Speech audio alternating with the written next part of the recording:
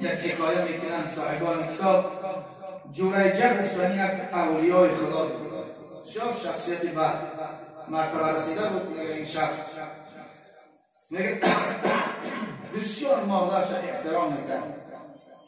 بالا از این از احترام مادر نماز نافله بسیار داشت، روزهای نافله بسیار داشت. یک روز در درون نماز نافله بود که مادر بیمارش فریاد کرد جوریجه، اما از سببی که در عبادت خدا بود جواب نداد. سراسیمه بود نماز تیار کنه. در این هنگام مادر به مراتب سر زد جوریجه، تا سلام دادن 3 بار مادرش فریاد کرد در سه بار لب به مادر جان. گفت چرا 3 مراتب فریاد کردن داده بار اول جواب ندادی؟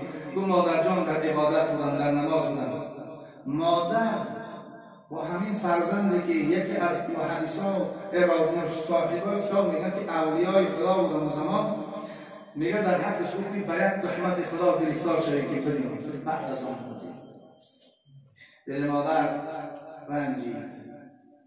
میگه همین سالها گذشت. میگه بدبخت زناگار یک جوان 10 مرده با یک دختر عشق‌ورزی کردن.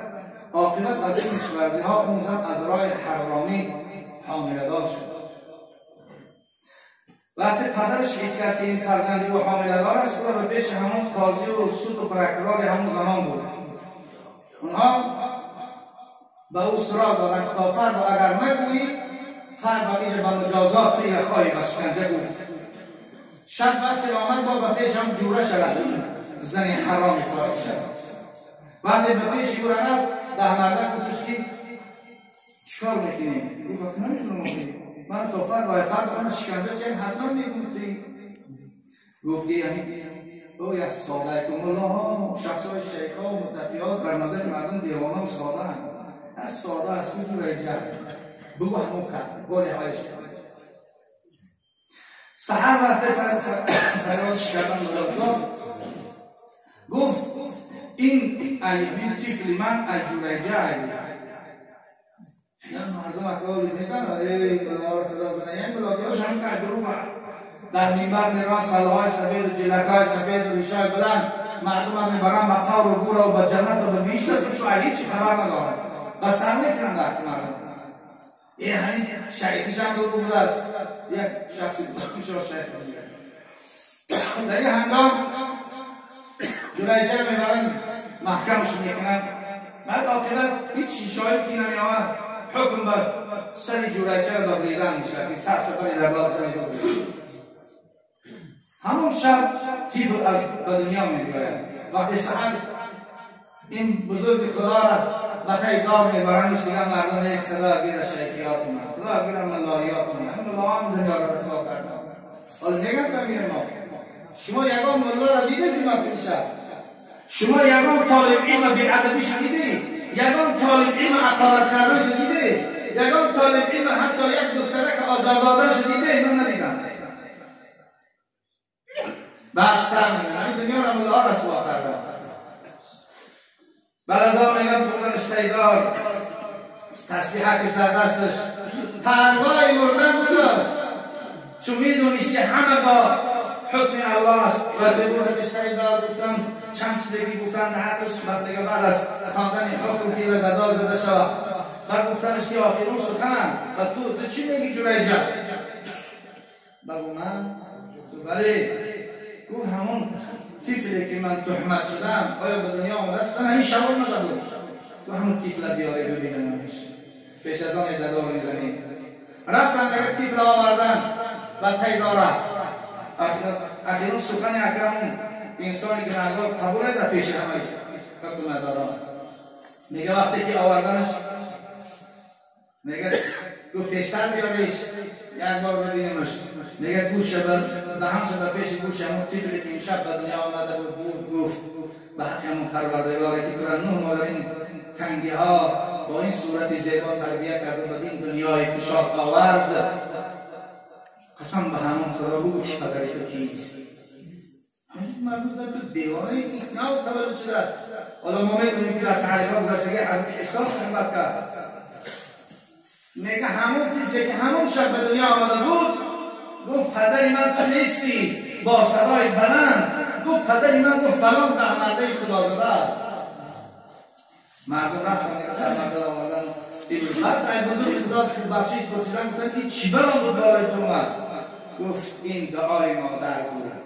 یک بار فقط من در فریاد او در عبادت الله یکتا بودم، در دیگر کار دنیایی نیست.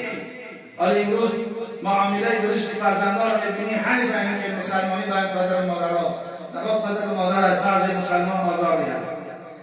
دویم چیزی که خدا در اینجا میگه برای حدیث من ایست از این منبر رسول الله میگم هر نوع سفیدی هر مادری اون کلانسال برای ما شما احترام دارد.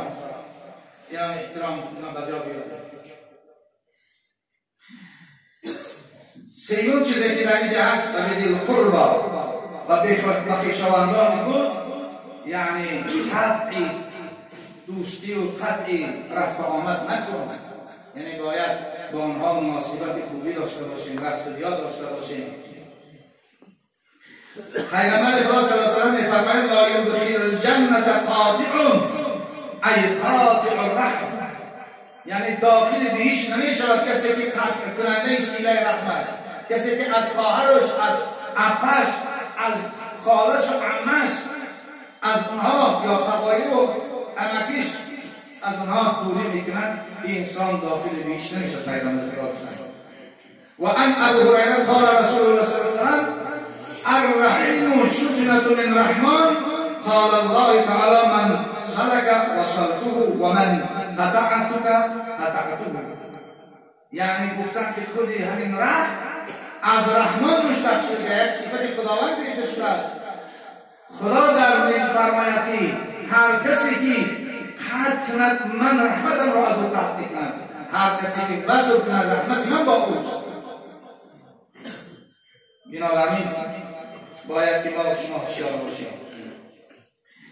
یک حکایه جالب میارد، من در زیر تفسیر همین یک حکایه دیدم.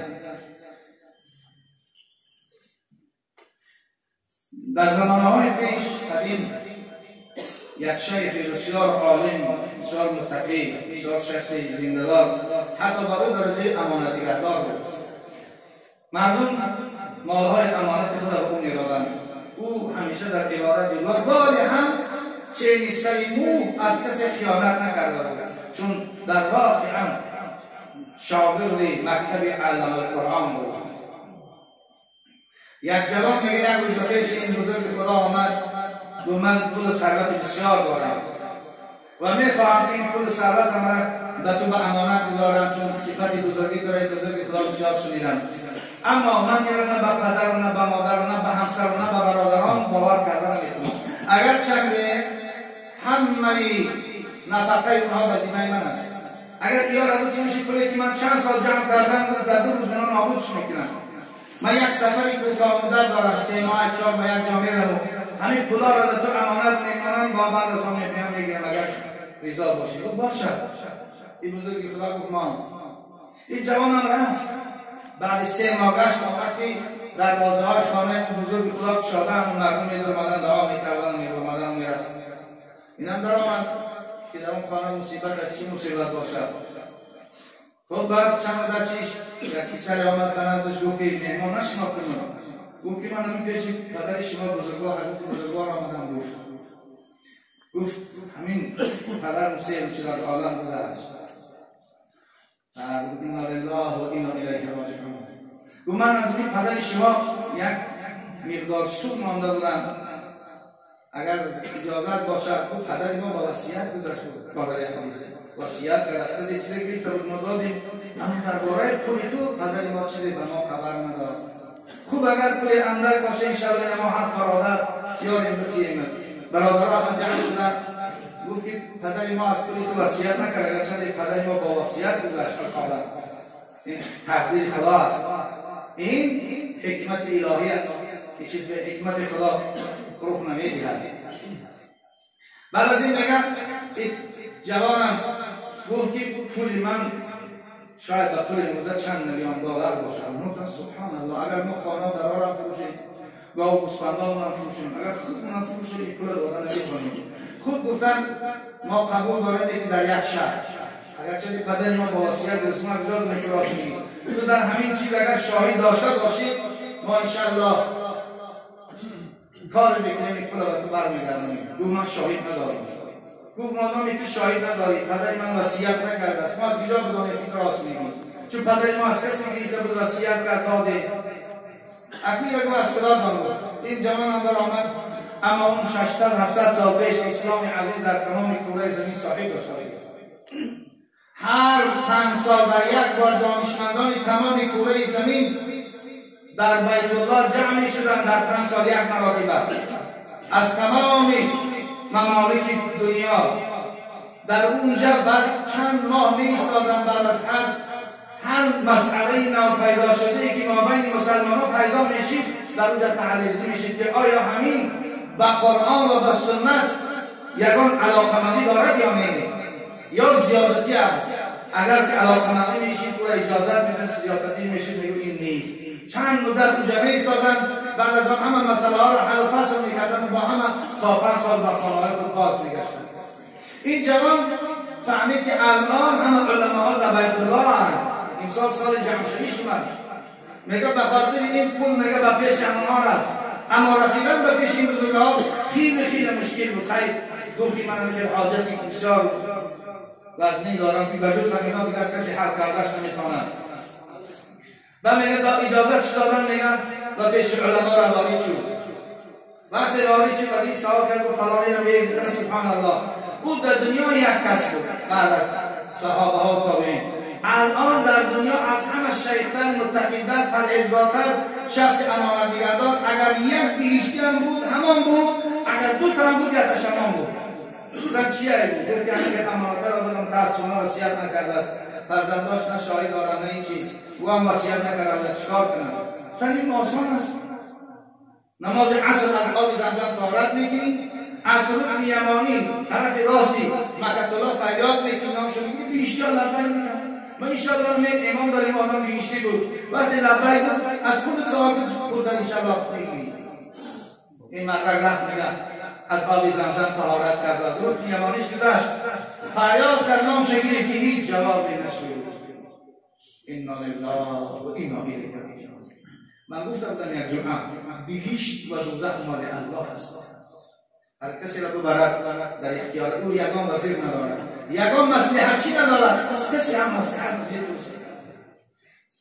روزی دوم کرد سیوم کرد باز آمد به محضر علما و 3 بار رفتن جواب نشد میگه یک لحظه در وجود شد سبحان الله او که در بهشت نباشد بس کیست شخصی که از همه عالی‌تر و متقی‌تر شخصی که از همه پرهیزگارتر خود گفتن بهشت و دوزخ مال خداست در فلان شهر بودن یک باغ است در درون باغ یک چاه است برو از درون همون چاه فریاد کن دوزخی‌ها لبیک میگن اگر در دوزخ باشد اون خوب در بگو کجا شد بگی بیا دیگه مرد به همون جا رفت وقتی از دهان در بود همون چاه نگه رسید همون باغ فریاد کرد که از نابین دوزخی‌ها شهید لبیک انا لله و انا الیه راجعون میگه وقتی که لبیک گفت این جوان میگه من در زمین افتادم سبحان الله شخصی که در علم از همه بلند بود در تقوا از همه بیش بود این قدر امانتگردار بود خیانت نکرد تو در دوزخ پس کی در بهشت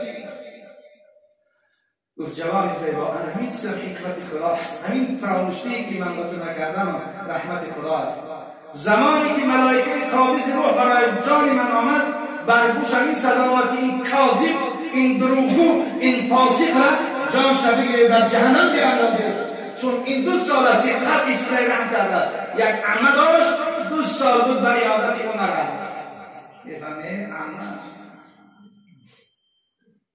سبحان الله ما امروز خواهرام رو نمیدیم اباهام رو نمیدیم حالا اگر همسران رو بگرن قدرت تو در تویو نمیگیم شو دیگر چی نکنن زیادتی خیش انگلاب نمیگیم خیش دواری زن نمیگیم اما خواهر ابان نمیگیم که یکی نمیرن همسران مستر اینی ها شو گریزن انت نیسته میگه ببینیم بعد گفتیم همین هم حکمت خداست انشاءالله رحمت الهی بود که من فراموش کردم توی تو در فلان جای برم بگیش اما برای از همه من خیلی طلب کردم میفهمی آمد میگم خدا گریفت رفت پیش همش که همه از کریام الارزم خدایا این دوست تو بخاطر من خدایا من رضا هستم تام رضا شد بنابراین برادر عزیز خط سیده رحمت دو حدیث پیغمبر پیام خواندن که داخل جنت نمیشه. اگر کسی تا به این روز به خواهرش، به عقلش، به خالش، به عمش اگر خط رفت آمد کرده باشه، حتما بعد از انجامشون عرای دستاشون رو درست کنید، پیشونیاشون رو درست کنید، از خواهرای حضور پرسید. انشاءالله خدا در شما رضا میشه، روح پدر و مادر در شما رضا میشه. چهارم صفتی که خدا در اینجا میگه والیتما، بر یتیم مسکین، یتیم ها یعنی چیکار کنید؟ یعنی احسان کنید. البته در زمان رسول اکرم صلی الله علیه و سلم حضرت همیشه نسبت به این چیز یارای خود ترغیب میکردن که یتیم ها را به خونه ها تو بیارید. به اونها میبینی که نمیرسد، خیلی از خوردن و پوشاندن اونها را همون میبینی که آغوش گرمی پدر و مادر اونها را همون آغوش بتیه نوازش کنه، در قلب بشونه. حتی پیغمبر خدا صلی الله علیه و سلم در حضور یتیمان نوازش فرزند خدا منع کردن. این الذین معلم به شریعت یک بچه در حضور یتیم نوازش نکنه که دیرش گنده میشود. اما امروز یتیم حقشون میخریم.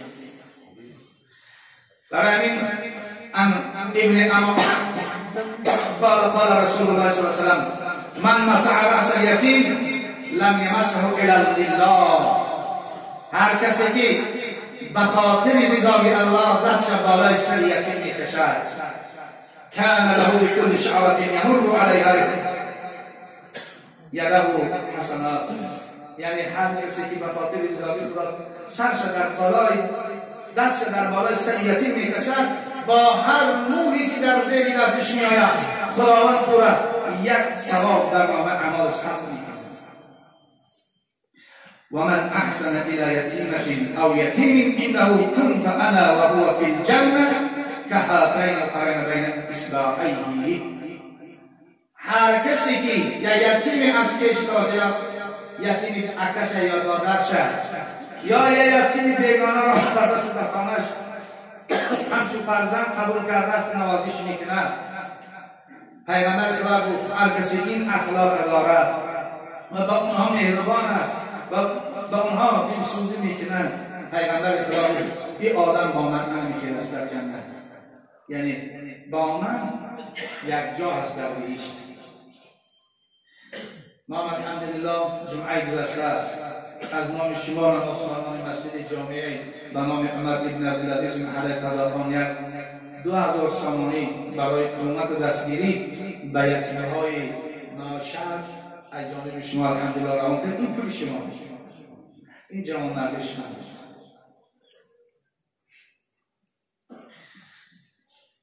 حضرت عبدالله مبارک به حج رفتند. دیگه وقتی که حج تیار کردن در کوی صفا بودن، میگن آقا خوابشان بود، در خوابشان دو فرشته بالای سر او صحبت میکرد. یکی از آنها میگو که امسال چند قدر انسان به حج آمده است؟ گفتی 70,000. دیگری گفت که کدام حج اینها قبول شده است؟ گفت هیچ کدامش قبول نشده بود مگر به خاطر علی ابن موفق، یک انسانی که در دمشق است او حج نآمده است، خدا حج او را قبول کرد. از طرفین حج او خدا 70,000 حاجی را هم حج قبول کرد. حضرت از خواب بیدار شدن و به دمشق آمدند. این علی ابن موفق چی کس باشد؟ چی کاری را انجام داد که خدا این حاجی‌های از شهرهای دور زنده و کوفته و پیاده و به محبت و عذاب و به مشقت و تشنه و گرسنه آمدن، خدا حج را قبول نکرده بود مگر به خاطر این شخص بزرگ. وقتی که آمد به دمشق سراغش کرد، رفت یک پتینکدوز، یک مرد پتینکدوز.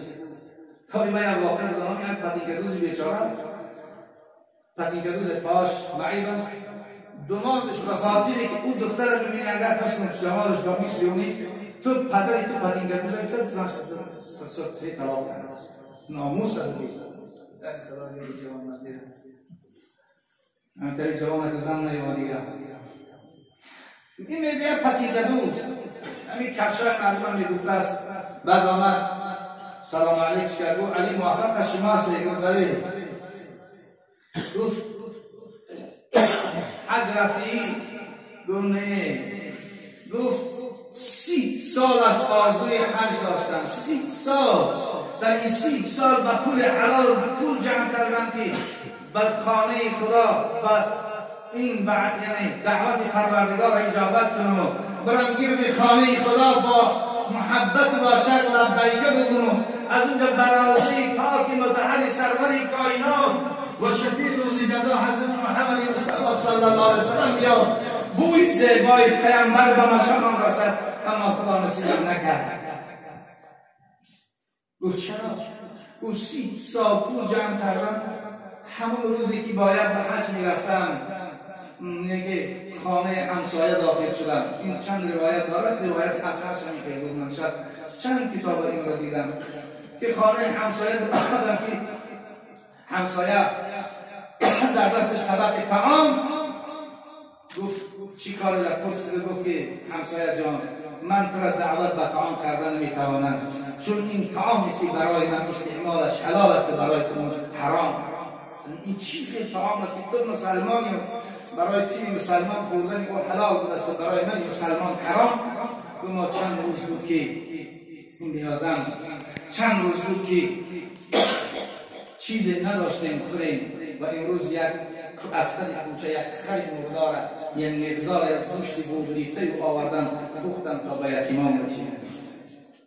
گفت پرتش همون 30,000 درهمی که من جمع کرده بودم به این محترم بگیر از انشاءالله حج من خدا. گفت با کدام وقتی که خداوند نصیب کرده باشه زیارت میرم. گفت که دیگر شما نفقه کنید در همون مسکینکا و یتیمک برای او داد. گفت میدانی که خداوند به من این چیزی بکرد که به خاطر تو حاجی هستی و خداوند به خاطر حجی تو قبول کرد 70,000 حاجی حج قبول کرد. ولی امروز ما مسکینا و فقیرا داریم در همسایگیامون با برتز در پیش با یک کتگیام میکنیم و خلقه های تکشکا پیاز باید ترک کرده میبینیم که آب شود. همون خدایی که او را به پدر کرد به مادر کرد مرد حیات در دست او است. رحم خلیدی صوفی کنید تا که خداوند نعمت قدرداری را از فرزندهای شما دور نکنید. دست سیده رحمت دراز کنید. خداوند جوانای ما را جوانای متدین حق پیل گرداند. قال رسول الله صلی الله علیه وسلم اما وکافل الیتیم له او لغیره فی الجنة كهذا اشار بصوابیه. گفتن هر کسی که مهربانی، دلسوزی، غمخواری، دست کمک به یتیم و بیچاره دراز میکند با من هم تو است. گفتن این حدیث چسبیده دو دست انگشت خدا بالا کردن. هر که خنداند یتیمی خسته را باز بیند جنتی در بسته را. هر کسی که امروز یک یتیم هم خندان میکند درهای جنت در روش کشاده میشد. ما میبینیم که امروز هر سفری که جناب عالی میکنن به هر ناحیه ها و ولایت های تاجیکستان اول به جا میرود به یتیم خانه ها میرود، یتیم ها را در آغوش میگیرد، اونها را لباس میپوشاند، اونها را طعام میدهد. حتی من دو روز تماشا کردم یک سفر چند ماه پیش با یتیم 6 تا طعام خورد در همون یک سفر. البته این است دعایی که امروز همه پیشگاه کاشف شدن روز تا روز انشاءالله به سطح بالا می‌برند. پنجم صفتش چیه؟ ولی مسکین شخصی است که نه خانه دارد، نه در دارد، نه لباس دارد، نه جای خوابروی دارد، نه خوراک و غذا دارد. اما روز شخصی جای که یافت یعنی مهربانی کردن بر آنها. و عن هريرة قال رسول الله صلى الله عليه وسلم الصائم على الأرملة والمسكين كالمجاهد في سبيل الله وأحسبه قال كالقائم ولا يؤثر كالصائم ولا يفطر.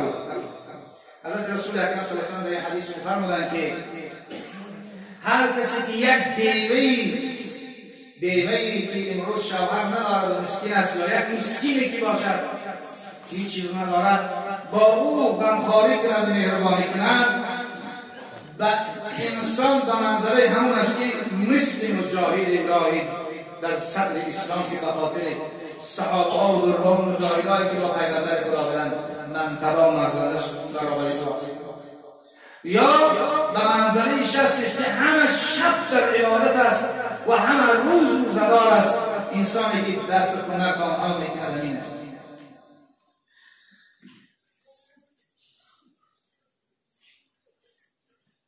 ششم صفت این چیست؟ والجار ذی القربى والجار الجنوب، یعنی همسایه‌ای که خویشاوندی است و همسایه‌ای که یعنی خویشاوند نیست. البته پیغمبر خدا صلی الله علیه و سلم فرمودند که همسایه‌ها سه قسم میشن. همسایه یک حق دارد، همسایه دو حق دارد، همسایه سه حق دارد. اون همسایه‌ای که یک حق دارد فقط او همسایه تو است، یعنی نه از دین تو است نه خویشتوار تو است. مسلمان نیست، قسم به الله انسان امت من نیست. قیل من یا رسول الله، گفتن کی است؟ قال الذين لا يأمن جاره بالبائقة، هر کسی که همسایش اذیت میکنه اون نه مسلمان است نه دین دارد نه امتی من است. سه بار پیامبر خدا قسم خوردن. اما امروز ما چرا میکنیم؟ اگر همسایه در رسیه باشد زمین اون کم کم سیگار میبریم، اگر در قدی حوالیش ببینیم این بالا دیوار ببینیم بکنیم یک قدر بستی زنه دکتراش تماشا کنیم، خیانت میکنیم. از خدا ترسیم بشود. قسم الله اون بزرگترین ذات که همه در ید قدرتی با از حیات و مرد او تر نظاره دارد. در این هنگام خیانت او به تو وضعت میکند. از خدا بترسید، حق همسایه رو رعایت کنید. امروز در وجود همسایه است، به همسایه خیانت میکنند. تاریخ این چیزی است که خدا و قرآن ما را دستور می‌دهد. پیشوای ما و شما حضرت امام اعظم رحمت الله علیه یک همسایه الکش داشتن دیگر. الکش شبا مست می‌آمد، بعد آوازش بلند میشه میگه همین امام حق من هیچ رعایت نمی‌کنه. باید نمیشه میگه برای شرط مست اگر هر شب میگه حضرت درس میگفت گاه تبسم میکرد و هیچ جواب نمیداد. میگه یک از شبها آواز همسایه‌اش میآمد، گویی شب باید عرب نخوده باشه چی بلا نیا. سحر میگه شاگرد چه گفت برای همین همسایه خبر ایجاد است، آوازش این شب نآمد. میگه شاگردان رفتن بودن که دفترچه تو که دین چی گناهی کرده که مریض ها محکمش کردن. حضرت با همون بزرگی و شأن شوکت نگر رفت و همون رسالت مرا گفت همین به خاطر من جوابش دیگه دفترکاش در خانه کانوان. بس دیگه جوابش دادن. دیگه پیش میره حضرت حیاتی روش و حضرت پرسیدش که همسایه آیا حق همسایه رو به جا کرده و جا آورده؟ این شخصی است که پیشوای مذهب امام است. شما میدونید که چقدر اخلاق‌ها رو در خانه‌هاش می‌پرداختن، اما با وجود این همه صبر می‌کردن. حضرت رسول اکرم صلی الله علیه و سلم در همسایگیش یک یهودی داشت. او یهودی پیسرکی خردکه که 4 ساله و 5 ساله داشت.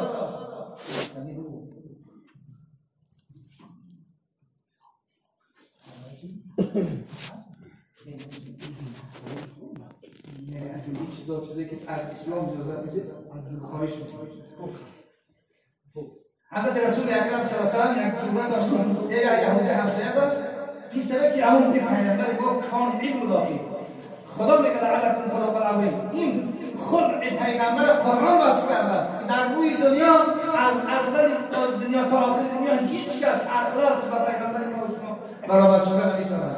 اینا بدان من نکنم. میگه وقتی قیامت اون کودک‌ها رو نوازش میکنه، همین کودک یهودی هم تایید کردن با پیشواز پیغمبر میاد، پیغمبر خدا رو میپرسید نوازش میکرد. جمله چی دادن؟ بابا میگه جمله من در جا باشه. و اون فعل کرده بود میاد ذکر و پیش پیغمبر خدا. میگه روز آمد که ندید جمله شد. اون جمله من در جا گفتم بیمار است. حضرت رسول اکرم صلی الله علیه و سلم نگفت در دیمان. رفت میگه در اونها رو میگه تحقیق کرد. مادرش بسیار یا پدرش بسیار با یک اوضاع نازک که بیمار بود، دل شکسته بود، آمد گفت چی میگی؟ گفت این جوره من نقدی بود جوره بیمار است، تو اجازت که یا بار چون خبر گیرم باشه پیغمبر خدا میگه وقتی بالا بابی سرش آمد جورش در حالتی وزنی مشاهده کرد او هم دید پیغمبر خدا را اشکهای سرد از چشمات جاری شد در واقع این جوره حقیقی بود پیغمبر خدا دوست حقیقی بود میگه وقتی جورش دید دیگه با آبش دیگه نمیتونه اشکها جاری شد دیگه آسته کرد پیغمبر خدا سرش پایین کرد دوست کرد جوره جان چه حال داری اشکها زیاد شد گفت جوره جان یک چیز برای تو میگم بگو گفت چی بگو لا اله الا الله محمد رسول الله دیگه وقتی چشم رسول پدرش کرد پدر اشاره کرد که در این لحظه ها که پیچورت گیر گفت لا اله الا الله محمد رسول الله آن پیغمبر از در بیرون شد که گویی صدای پدر و مادر بلند شد که فرزند از آدم گذشت دوستی را بگیرد باید جورها را به هم خیلی کنید و آخرین صفتی انشاءالله هرچند 4 دقیقه وقت داریم کوتاه میگیم هشتم صفتش و صاحب الجنب یعنی احسان کنید به همنشیناتون رفیقاتون همسراتون همصنفاتون باید خیانت نکنید به همصنفتون به جورات بس اونجوری در سفر در یک جا کار میکنید خدا همون میگه دوست در یک جا در یک کارخانه کار میکنی با او خیانت نکن خیانت نکن چون در راسته کارا میشه بعد دو سه کس شریک هست نرام این یک جا مصلحت کردن باید که بعد سال این روزا شکایت کنند بعد همون ازش میگه که تو باید یک کس پیش ببر بعد میگه که خیلی 300 سنی و یعنی با 50 سال باید کجا کرد رفیق خیانت نکنه خدا میگه در رفیق خیانت نکنه الله میگه خو همسر دار خو رفیق همسیف دار خو همکار دار خو دوست همسفر دار باید خیانت نکنه صفتی یعنی هشتم بود ببین پیامبر چی میگه حرمت الجار علی الانسان که حرمت الامین حرمت همسایه و رفیق و مثل حرمت مادر صفتی نهمش و ابن السبیل یک برادری که در راه مانده است امروز ببینیم یک کس در واقع هم بسیار روحیان ساشته یک کس دور میگه سلام عزیزم دور نگاه بسیار لیکن در واقع امروز یک پدر اومد پیش من اون پدر از سر و دهنش از لباساش معلوم بود که دور نبود فرزند هم در بیمارستان همین عسکری هاسپیتال خواب است متاسفانه شب خون نظری کردن الان مشتری که پیشم خطیب یک راهپیلا که انشاءالله باید خیلی احسان کنید که راهپیلا هم پدر تیم انشاءالله که این صفتی نهمان از شما قبول میشن ایوانی بیسوی یعنی باید حتما ما یک انسان در آمانه را کمک نمیکنه منزل برسید خب دهم صفتش و نه ملکت ایمانکم یعنی کسی را که بنده این البته غلامداری بود امروز بی غلامداری هم من گفتم که کسانی که روز یعنی کارخانه دارن در کارخانه هاشون مردم کار میکنن و در خانه هاشون باید با اونها خوش معامله باشن خوش گفتار باشن خوش رفتار باشن چون که برادر اسلامی ما همین این چیزی است که من از قرآن برای شما آمدم این 10 صفت پروردگار کردن برای ما توفیق می‌کنه فرمایا و عمل کردن پروردگار هستید تو در آخر یک خواهر از شهر که با همراهی شوهرش در اونجا است از ما و شما که در این دست جمعی در روز سید جمعه و یوم در ماه مبارک رجب که محل اجابت دعا است دعا طلب کرده است که هم شفا و هم فرزند خداوند به این خواهر شفای عاجله و عاجله جلب و صاحب فرزند صالح و صالح در آینده خادم دین و ملت براش نصیب گرداند برحمت دیگر یک برادر ختم قرآن کرده است در حق پیغمبر خدا و مردمی که در این مسجد در نماز جمعه شرکت دارند از محل تضامن داشته دعا کنید خدایا ختم خوانندگی این برادر پروردگار بعد که هر وقت شود درجات خدمتان شد اهل بیتش نصیب روزی بگرداند بعد او برون شد برای پیامبر احساس شد برای پیامبر و رحمت للعالمین و برای گذشتگان اهل این جماعت حاضری که در این مسجد ما شما جمع شدند و برای تمام ملت اسلام برده برساند خدای پروردگار واسطه این نماز تصویر تعالی المرائین امر معروف و نهی عن المنکر قبول فرما هر مقدار ثوابی که دارند در راه حضرت اسلامی برسان خدای اسلامی بیماران دارند الهی بحق و نزل القرآن و نزل من القرآن و شفاء و رحمت للمؤمنین شفای کامل عاجل عطا فرما خدایا پروردگارا حاجتمندان دارند حاجتاشون رو برآورده بگردان. خدایا محبوسات دارند خدایا به حق عزت و جلال و کبریایت با آزادی مشرف بساز. خدایا پروردگارا در غربت غربت فرزندان دارند اولا از جمله بلافت و نگهبان در کسب کاراش برکات و راستی پر با تنصیحت صاف و سلامت با وطن بیان. خدا اون جوانای ما که امروز داخل دانشگاه ها شدن خدایا علم کامل در آینده برای ملت همچنین یک جوانان حقیقی سیستم برای پیشبرد جامعه عزیز ما خدمت کردن برای این جوانان نصیب و نصیب گرداند.